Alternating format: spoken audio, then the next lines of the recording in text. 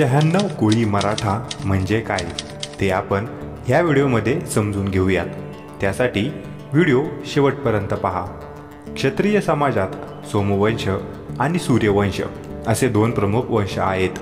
तसेच क्षत्रिय समाजातील महाराष्ट्रातील मराठी असलेल्या काही कुळांनी एकत्र येऊन आपल्या वंशाचा इतर कुळांशी संपर्क होऊ नये म्हणून व्यवहार आणि कुठल्याही प्रकारची स्वैरिक उपस्थित क्षत्रिय कुळांच्या बाहेर न करण्याचे बंधन घातले।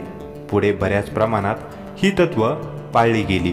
त्यावेळी त्या एकत्र आलेल्या कुळांची संख्या 96 होती, म्हणून ही कुळे स्वतःला 96 कोळी मराठा असे संबोधू लागले। या कुळांना बऱ्याच शतकांपासून राजवंशाची मान्यता मिळालेली आहे। 96 कुळे ही आडनावे आहेत, परंतु बऱ्याच वेळेस आडनाव हे गावांची नावे, व्यवसाय किंवा पूर्वी मिळालेली पदवी अशा स्वरूपातून पुढे आलेले असते।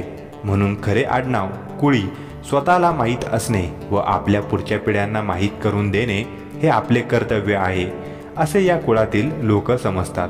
ही 96 कुळे 5 प्रमुख आडनावांमध्ये विभागली गेलेली आहेत। ती म्हणजे यादव उर्फ जाधव, सोलंकी उर्फ सोळंके, चव्हाण, मोरे आणि भोसले यांची नावे उर्वरित भारताच्या लढाऊ जातींशी साम्य दाखविते। यातील 96 कोळी म्हणजे 96 कुळाचे वंशज हे वरील 5 प्रकारात मोडणारे आणि खालील घराण्यांचे वंशज आहेत। यांच्या आडनावांचा शोध घ्यायला गेल्यास अत्यंत रंजक माहिती आपल्याला मिळते। जवळजवळ 3487 आडनावे शोधली गेलेली आहेत, जी स्वतःला 96 कोळी मानतात।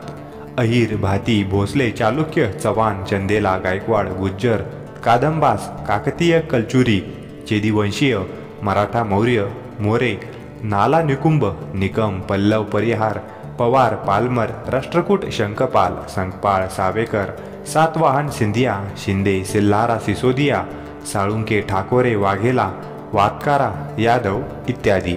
96 कोळी मराठ्यांची एक वेगळी अशी परंपरा आहे।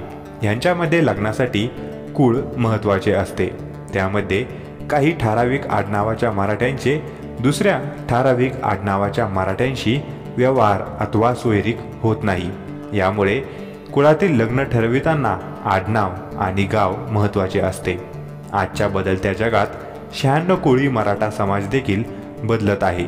शिक्षण, रोजगार आणि आधुनिक दृष्टिकोन यांचा या समाजावर मोठा प्रभाव पडला आहे। आजही काही कुटुंबांमध्ये लग्नासाठी कुळ आणि गोत्राचा विचार केला जातो, परंतु अनेक कुटुंबांमध्ये शिक्षण, संस्कार आणि गुणधर्म हे लग्नाच्या प्रमुख घटक मानले जातात। ही माहिती तुमच्या नातेवाईक आणि मित्रांपर्यंत पोहोचवा आणि तुम्हाला हा व्हिडिओ कसा वाटला ते कॉमेंट करून नक्की सांगा। धन्यवाद।